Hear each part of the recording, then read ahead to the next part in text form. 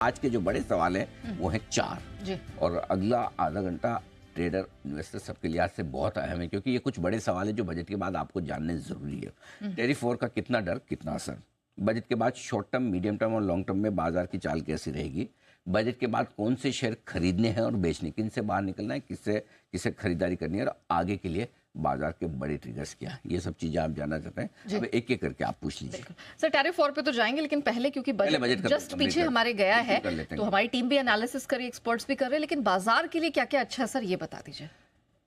12 लाख रुपए तक की जो टैक्स छूट दी है बाजार के लिए सबसे बढ़िया यही है, इकोनॉमी के लिए भी सबसे बढ़िया यही है। 1 लाख करोड़ है, कुछ लोगों का मानना है कम है, कुछ लोगों का मानना है ज़्यादा है। देखो 10 लाख तक की छूट भी देते तो भी लोग बोलते थे ठीक था, 12 लाख देकर एक स्ट्रॉन्ग स्टेटमेंट तो देने की कोशिश की। देखो ये तो सीधी सी बात है, कितना भी दो कम है, इसमें तो कोई डाउट ही नहीं। हमारे लिए सबके लिए कम लगता है, उसमें कोई डाउट नहीं है, लेकिन जिस सिचुएशन में जो कर सकती थी वित्त मंत्री जी वो किया है, इससे कंजम्पशन को जो धीमा पड़ता है वो कंजम्पशन है उसको बढ़ावा मिलेगा।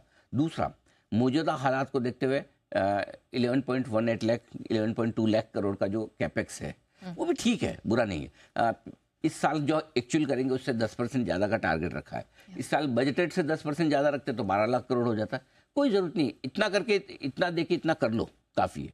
ठीक है। तीसरा, वित्तीय घाटा काबू में रखना, 4.8% और 4.4%। देखिए सबका अनुमान था 5% के आसपास रख सकते हैं। वित्त मंत्री चाहती तो एक काम कर सकती थी कि यहाँ पे 11 लाख करोड़ का 12 लाख करोड़ कर दे, ठीक है, और वित्तीय घाटा में 4.8 की बजाय 5% कर दूँ।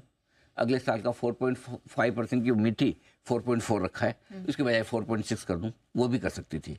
लेकिन उन्होंने कहा कि भाई मैं इसमें मैं भी मैनेज कर लूंगी, लेकिन जरूरी है कि जो फिजिकल डिसिप्लिन का रास्ता हमने अपनाया है, भाई जितनी चादर उतना पैर फैलाएंगे, उतना खर्चा करेंगे और उसके साथ हम डिसिप्लिन रखेंगे।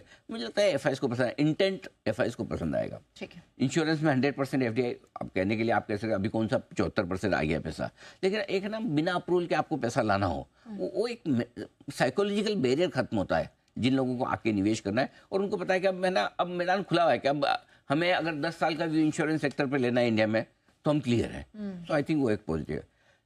दो ऐसी चीजें जो बाजार बजट को खराब कर सकती थी जो वित्त मंत्री ने की नहीं, उसकी भी क्रेडिट देनी चाहिए। अच्छा। पहला, पॉपुलिस्ट बजट बना सकती थी, आजकल फ्रीबीज का जमाना चल रहा है, बांटने में बहुत कुछ बांटा जा सकता था, करेक्ट, राइट, लेकिन इस बार बांटने का नाम नहीं लिया, करेक्ट।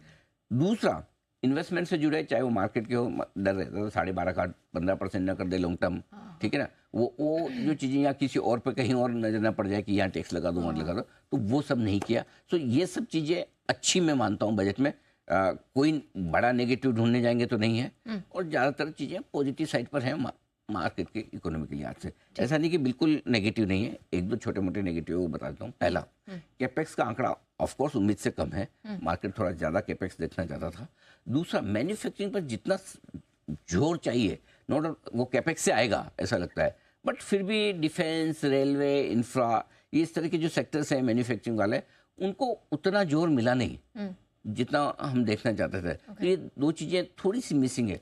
तीसरा, एक आप ये कह सकते हैं कि 12.5% सबको लगता था कि लॉन्ग टर्म लगाना गलत था, उसको 10 ले आते तो अच्छा होता, तो वो नहीं किया, तो अब वो हल्का डिसअपॉइंटमेंट आप मान सकते हैं। लेकिन वो छोटी मोटी टिंकरिंग है, फिर क्या है, अगर कर देते हैं तो भी लोग कहते हैं अरे यार पिछली बार 12.5 किया, फिर 10 करो, ये क्या है, हर साल ये ऊपर नीचे ऊपर है, आपका माइंड स्टेबल नहीं है क्या, करेक्ट। सो जो नहीं किया तो एक तरह से ठीक है, बट कुछ कुछ चीज़ें ऐसी है जो बजट में शायद थोड़ी मिसिंग लगे लोगों को।